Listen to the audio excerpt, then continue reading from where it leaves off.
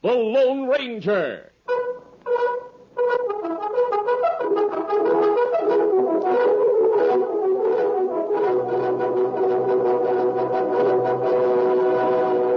Hi-yo, Silver! A fiery horse with the speed of light, a cloud of dust, and a hearty Hi-yo, Silver! The Lone Ranger.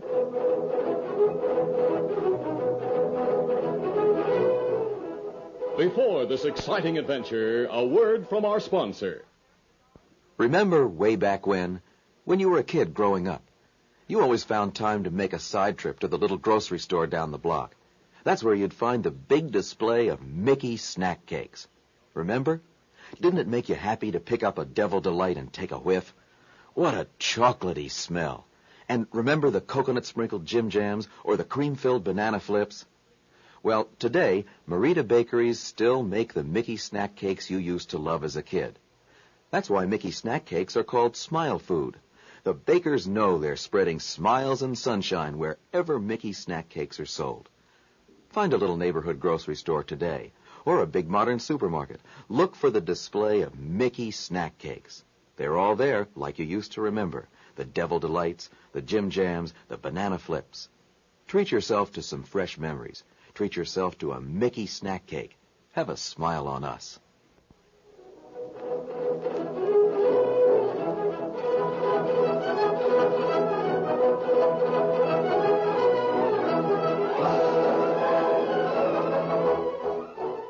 With his faithful Indian companion Tonto, the daring and resourceful masked rider of the plains led the fight for law and order in the early western United States.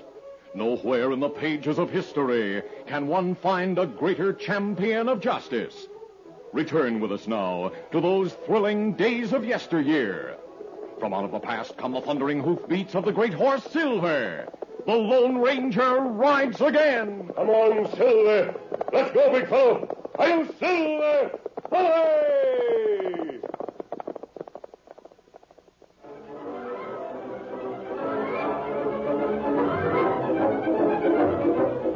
Old Humpy was a mountain with sides that were almost perpendicular in many places. The trail that circled it was barely wide enough for the stagecoach.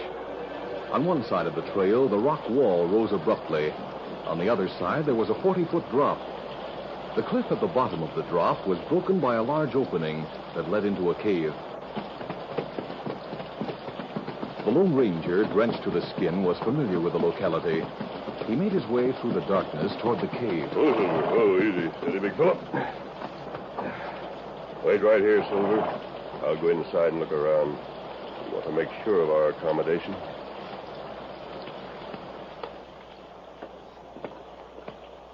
When the masked man was in the shelter of the cave, he drew from his pocket a bit of candle and lighted it with a match from a waterproof case. While he was inspecting the cave, he heard the sound of hoofbeats echoing faintly. Then he realized that the stagecoach trail was almost directly overhead.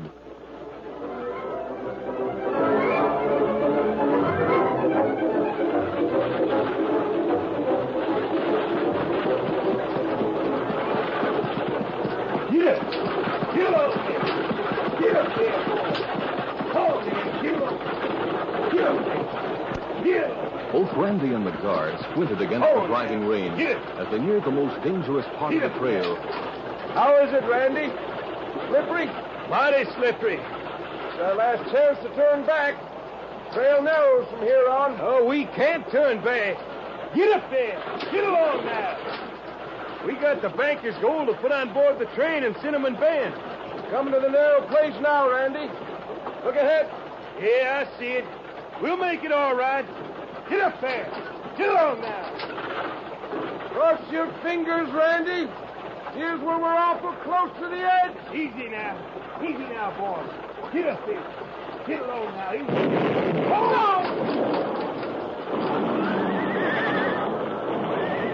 A sudden flash of fire and an ear-splitting explosion came without warning just ahead of the horses. The narrow trail was torn from the wall, and tons of rock crashed down with the horses, the stagecoach, and the occupants.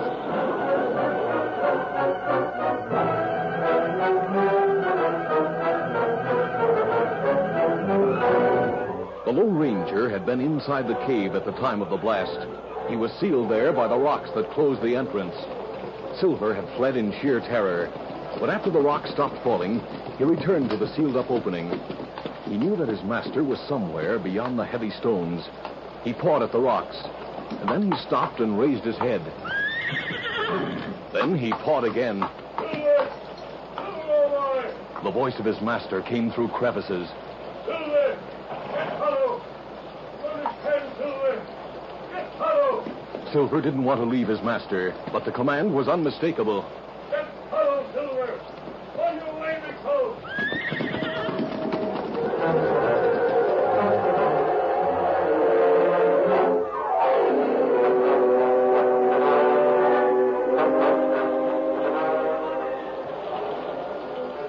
Darkness had fallen. The weather showed no signs of clearing. The rain beat down on the trees and on a small lean-to of thatched pine boughs. Inside the lean-to, it was snug and dry. Tonto and Dan Reed, the nephew of the Lone Ranger, huddled close to a tiny fire. The masked man had left his friends there while he visited his secret silver mine high in the hills. He had planned to return sometime before morning, but Tonto was dubious. It's pretty bad night for travel. Or maybe him camp. Golly, I hope he can find a dry place. Dan, wait a minute. What's the matter, Tonto? Maybe we hear hoofs. You do? We soon know. I'll open the tarpaulin. Can you hear anything now? We hear him. Hoofs come this way. You sure have good ears. I can't. Yes, I can. I hear them. That sound like Silver. And sound like him come without rider. But Tonto, if he's coming without a rider, it means... Well, there he comes. Here's Silver. Scout knows Silver come.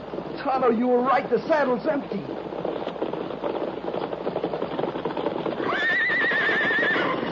Come, Dan, we go see. What is it, Silver? Tonto, he's trying to tell us something. Dan, get horse saddled. Something's happened to the Lone Ranger. We follow Silver. Dan Reed and Tonto rode through the hours of darkness and rain, following the Lone Ranger's gallant horse. Dawn brought a lifting of the clouds. The rain stopped, and the sun rose with welcome warmth. But the masked man didn't see the sun. He was surrounded by the total darkness of the cave. He worked steadily, moving rocks and digging at the wet dirt with his fingers. The ground was nearly dry when Silver halted at the pile of dirt and rocks before the cave and the wreckage of the stage nearby. Oh, fella. Steady, fella. Easy, fella. Tonto, he must be somewhere in this mess. Silver! Tonto, did you hear that? Kimasabi, Tonto! we hear.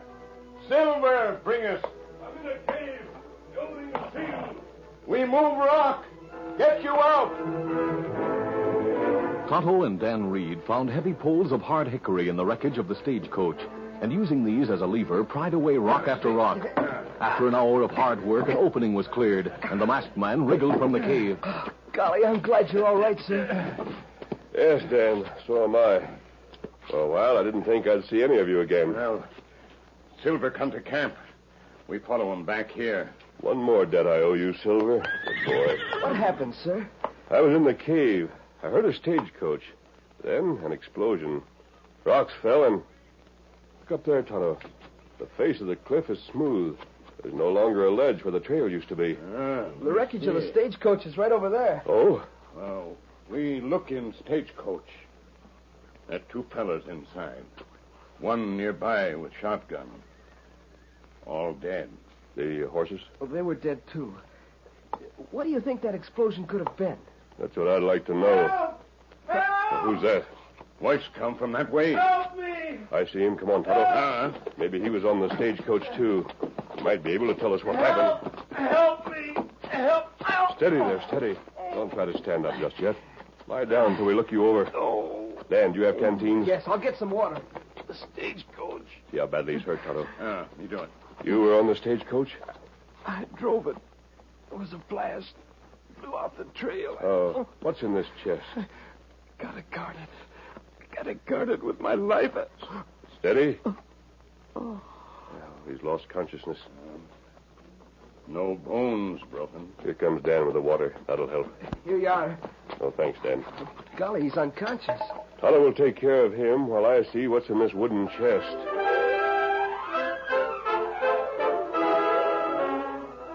We'll continue our Lone Ranger adventure in just a moment. Times sure have changed. Time was when people saved cookouts and picnics for summer and lazy Sundays spent under a big oak tree in the town park. Well, today's family eating habits are much more flexible. Mom might have forgotten how easy it is to fix a cook-in for lunch, maybe with hot dogs and baked beans, or a casual dinner with cheeseburgers, soup, and salad. And as you're planning your easygoing meals, don't forget to invite Marita, as in Marita hot dog and hamburger buns. Remember Marita? We're the people who bake while you sleep. That's the only way Marita can promise you'll find the freshest rolls and bread and cakes the very next day on your grocer's shelf. But remember, we bake our famous hot dog and hamburger rolls all year long. So relax a little. Plan quick and easy meals your family will love. And don't forget Marita. Marita enriched hot dog and hamburger rolls. We're not just a summertime thing.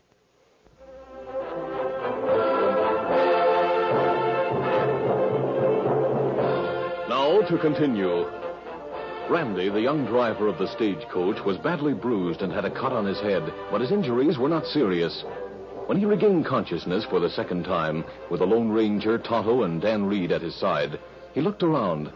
Then his eyes cleared as they focused on the masked man. Masked. Yes, Randy. You know my name. We went through your pockets and found credentials. Oh. Don't try to sit up just yet. Yeah, I guess I'm weaker than I thought. You were driving the stage when it went over the ledge? Yeah. I remember going over. Next thing I knew, I was in a clump of shrubs. It was morning. What about the others? The shrubs must have broken your fall. The guard and 2 passengers were killed. Killed? You were clutching a wooden box. A box? That's right. Where is it? We've taken care of it. There's nothing of value in it. Nothing of value. It's full of gold. Oh, Randy, there was no gold in the box. Just pieces of iron. Iron? No, it held gold. We'll talk about that later. We'll talk about it now. You stole the gold. You took it out and put in iron to take its place. That mask, you're an outlaw. Oh, wait. Think that over, Randy. If I'd wanted gold from the chest, I could have taken it and ridden away, leaving you here. Might be days before anyone found you. There's no stagecoach due for over a week. Yeah. I'd have no reason to replace the gold with iron. Oh, of course not. But that mask... We want to help you, and we want to find out who caused the explosion that took 3 lives and nearly took yours. Iron in the chest in place of gold. The chest was locked. Yes, I broke the lock. While you were unconscious, I rode around the side of Old Humpy and found a path leading to the ledge. But the ledge is gone. It's blown away. Oh, right here, yes. But the trail hasn't been damaged around the bend. Oh. At one point on the trail, there's an overhang. And underneath that overhang, the ledge was fairly dry. Not much rain got in there. Well, what about it? I found some footprints of heavy boots. Also, the marks of horses' hoofs. Both boots and hoofs had tracked in mud from the trail. I wonder who'd travel that road on horseback. Well, someone rode in beneath the overhang, dismounted and went out on the muddy trail on foot, then returned to his horse. He could have been the man who set that blast. But why would anyone want to wreck the stage, kill the passengers in the guard? Who knew you had a chest that was supposed to be filled with gold? Who? Say, maybe that's it. Maybe they were after the gold. But there was no gold. Oh, yeah, that's so. Perhaps the man who shipped the chest planned to destroy it. Perhaps he hoped to bury it beneath a lot of rock, so it would never be found. And then hold the stagecoach company responsible for a heavy loss. The banker. I wonder if he'd do a stunt like that. Is he a good horseman? One of the best. He came into the office last night and persuaded my boss to let the stage go through. He said the chest of gold had to get to the railroad. I see. And he could have gotten here ahead of the stagecoach, too, even if he started out later than I did. There's a cross-country trail. It's too rocky for a stage, but a single horse could make it. How do you feel, Randy? Mad. I'm going back to town and deal with bad coffee. Steady. We have no proof of anything. But if his boots and his horse's hoofs match the prints... The prints are smeared. We couldn't match them up. But 3 men are dead. Someone's got to pay for that. Someone is going to pay. Is there another stagecoach at the station in Red Rock? Oh, yes. Horses? Well, plenty of them. But why? I have an idea. Now, we're the only ones who know that the trail has been destroyed. If you feel up to it, I'll take you with me on Silver. Oh, I'm all right now. Good. I have some old clothes in my saddlebag.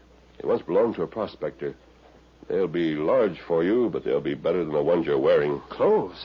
But for what? These clothes With are... those clothes and a battered old hat and a mask, no one will know who you are.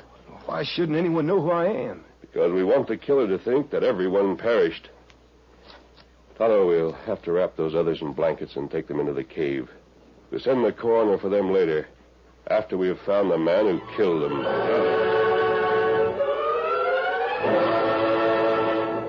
In Red Rock, the sun dried out the mud. There was no word of the disaster that had struck during the night. Bancroft closed his bank and went home at the usual hour. Driscoll closed and locked the stagecoach office at sundown. He went to the rear of the building to get his horse. As he entered the stable, a masked man stepped from the shadows. Hey, what's... Take it easy, Driscoll, and you'll not be hurt. Masked? Who are you? What do you want? We're going for a ride in one of your coaches. A ride? I'm sorry, Driscoll. This is high-handed, but I think the end justifies the means. What are you going to do? Where are you going? Right over here, please. The horses are already in harness. Keep an eye on him, Tonto. I'll be back with the banker as soon as possible. Me do it. A banker? You mean Mr. Bancroft? Yes, he's taking a trip with us. Easy, steady, Silver, steady. Come on, Silver.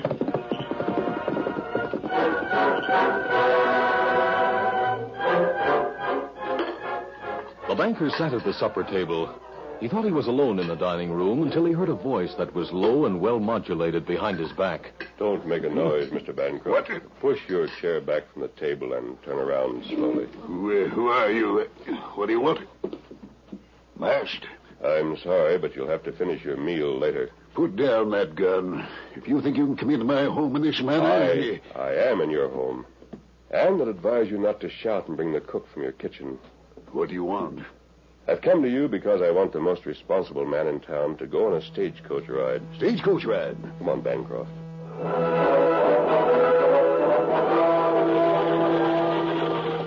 Randy, wearing a mask and the clothing of a prospector, guided 4 horses skillfully through the moonlit night over the trail he had followed through the rain the night before.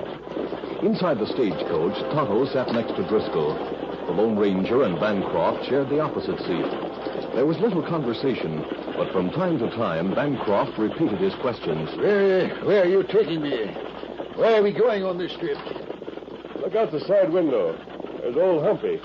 Notice how it stands out in the moonlight. I'm not interested in mountains at this time of night. I thought you might be. Now, see here. I've been patient with you. I've been patient as long as I'm going to be. I want to know where we're going and why. Take it easy, Driscoll. I demand that you stop this stagecoach right now. Oh, you demand? Yes, and I'm ready to back that demand. Look out, Driscoll. You're covered. Sneak gun, huh? Tell that driver to stop at once or I'll shoot. Be careful with that thing, Driscoll. I can use it. I won't hit you. On a trail as rough as this, it's pretty hard to handle a small gun. Especially when the man who sits facing you can kick. My arm. You take him. Got it? Let go. Let go. Keep the gun, Tonto. Now sit back there and be quiet. You haven't much farther to go. Listen, I wouldn't have shot you. I was just trying to bluff. But tell your driver to stop. Tell him to stop right now. Why? Don't ask questions. Just tell him to stop, that's all. We've farther to go. Oh, no. No reason to stop here, Driscoll. But we're on the ledge. We're going around old Humpy. That's right. It's the usual trail. Driscoll, what's the matter with you? Stop. Driver, stop the stage. In the name of mercy, stop or we'll all be killed. Why should we be killed? This trail It's the regular trail. It's used every week. It was used last night. Get up there! Get up! Come on, boys, let's make time! That voice, it can't be... Stop the stage, I tell you. The ledge ends. The trail is gone. We're gone. What do you mean? We'll all be killed. As soon as we get around the next bend, we'll drop off. Oh, so it's you, Driscoll. All right, Randy. You can stop here. Randy, you call him Randy. You're the one, Driscoll, who set a blast. You destroyed the trail. No, I didn't. How do you know there is no trail? I didn't. Driscoll, what does he mean? I'll tell you what I mean, Bancroft. The stage went through here last night with your chest. It was blown off the side of this mountain. Yeah? The chest held nothing but iron. Iron? Yes. You and Driscoll were the only ones who knew about the gold. For a time, I thought you had plotted to cheat the stage line. But Driscoll's guilty knowledge betrayed him. I heard Driscoll. Randy, It is you. You bet it is. And I can take the mask off now, you murdering polecat. Where's the gold? The gold. Between the time you accepted the chest for shipment and the time the stagecoach left Red Rock, you took out the gold and replaced it with iron. No, I'll make the killer squeal. Oh, wait. Let me have him. Oh, please. I'll drag him out of here and toss him over the side of this trail. Don't. Let him die on the rocks below, the same as Charlie Pike, the guard, and those two passengers. Oh, no, Randy, let me go. Where's that gold? Come on, Driscoll. Don't let him kill me. Don't let him. I didn't mean to kill anyone. I have a right to a trial. The law. The law right here is what we make it. Bancroft, stop them. I'll give you back your gold. It's in my desk. All right. All right, Randy. Let him go. Me got rope ready. Tie him up, Tonto. So this is why we took the ride. Get out of the stage now. Can you turn it around here, Randy? Just about. The trail there is just ahead. Then tie Tonto's horse behind the stage. You can go back to town with me. Right. By the time you get back, Randy, the coroner and the sheriff will be waiting for you. Oh, Mr. Bancroft. Eh? You and Randy are witnesses to Driscoll's confession. We certainly are. And the gold in his desk will clinch the case. Why did I do it? I should have known better. I was just looking at that lock. I tried a key, and it fitted, and I was tempted. Andy, you and that masked man deserve a lot of credit. It was his idea, Mr. Bancroft. I'll see that you are rewarded. I'd like to reward him, too. I don't think he'd take a reward, sir. Yeah? You see, he's the Lone Ranger.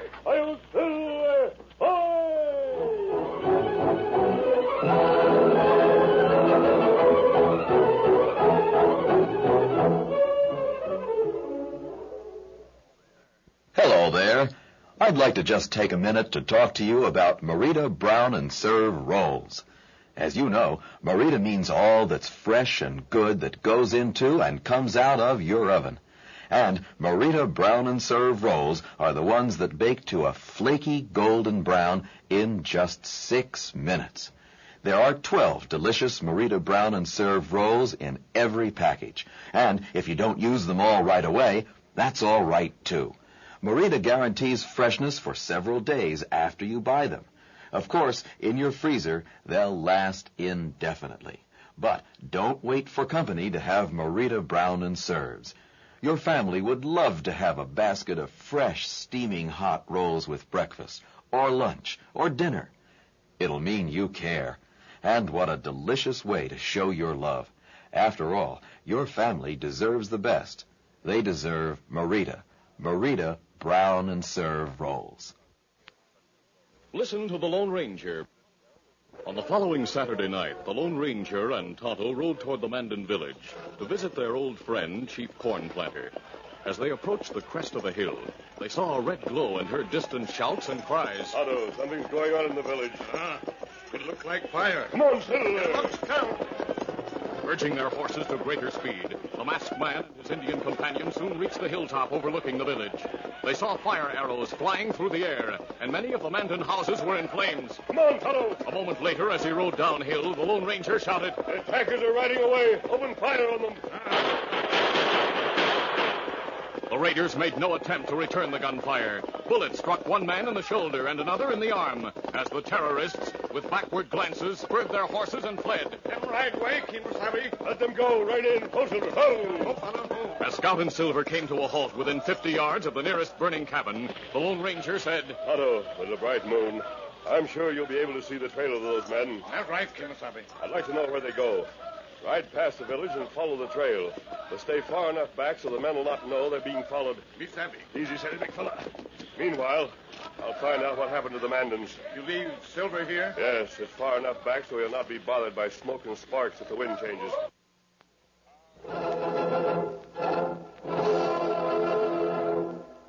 Listen to the Lone Ranger, brought to you by special recording at this same time.